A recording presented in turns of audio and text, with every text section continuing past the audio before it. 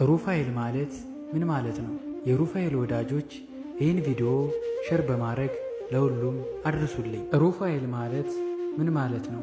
በልሳነ ዕብራይስጥ ሩፍ ማለት ጤና፣ ፈውስ፣ መድኃኒት ሲሆን ኤል ማለት ደግሞ አምላክ እግዚአብሔር ማለት ነው። እግዚአብሔር በነገደ መላእክት አለቆች የሆኑ ሰባቱን ሽሟል። ቅዱስ ሩፋኤል ከሊቃነ ነገደ መላእክት ቅዱስ ሚካኤልን፣ ቅዱስ ገብርኤልን በመቀጠልም በማዕረግ ሦስተኛ ሆኖ የተሾመው ሊቀ መላእክቱ ነው። ዮሐንስ ወንጌላዊ ቀደም ብሎ ተናግሯል። እንዲህም ይላል፣ እግዚአብሔር በነገደ መላእክት አለቆች የሆኑ ሰባቱን ሹሟል። ቅዱስ ሩፋኤል ከሊቃነ ነገደ መላእክት ቅዱስ ሚካኤልና ቅዱስ ገብርኤል በመቀጠል በማዕረግ ሦስተኛ ሆኖ የተሾመ ሊቀ መላእክት ነው። የዮሐንስ ወንጌል ቀደም ብሎ እንደተናገረው ቅዱስ ሩፋኤል የሴቶችን ማኅፀን ይፈታ ዘንድ ሥልጣንን ተሰጥቶታል። መልአኩ ሩፋኤል በ23 ነገደ መላእክት መናብርት ተብለው የሚጠሩ የተሾሙ ብርሃናዊ መላእክት ነው። አለቆችም 10 ናቸው።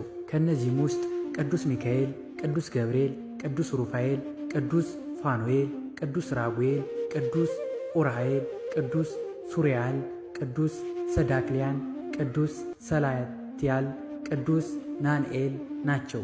እነዚህ ነገደ መላእክት ለዘላለም በሰማያት ሕያዋን ሆነው ይኖሩ ዘንድ እግዚአብሔር ወሰናቸው። ነገር ግን እግዚአብሔር ግን በጠራቸው ጊዜ ፈቃዱን ለመፈጸም እነዚህ መላእክት እስከ ጽርሐ አርያም ይወጣሉ።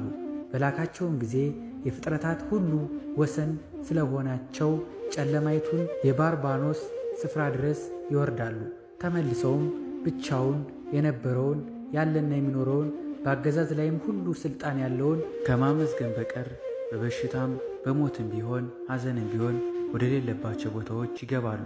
እግዚአብሔርም ከሊቃነ መላእክት አንዱ ሩፋኤልን ሰራዊት አድርጎ መርጦ በመንበሩ ዙሪያ አቁሞታል። ቅዱስ ሩፋኤል ጻድቃን በገድላቸው የሚራዳቸው፣ የሚያጽናናቸው፣ የሚደግፋቸው እርሱ ነው። ፈታሔ ማኅፀን፣ አቃቤ ሆት፣ ሰዳዴ አጋንንት፣ ከሳቴ ዕውራን፣ ፈዋሴ ድውያን ተብሎ በመሆን ይታወቃል።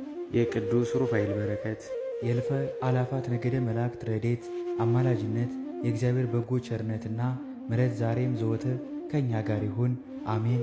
ወስብሐት ለእግዚአብሔር ወለወላዲቱ ድንግል ወለመስቀሉ ክቡር። ይቆየን።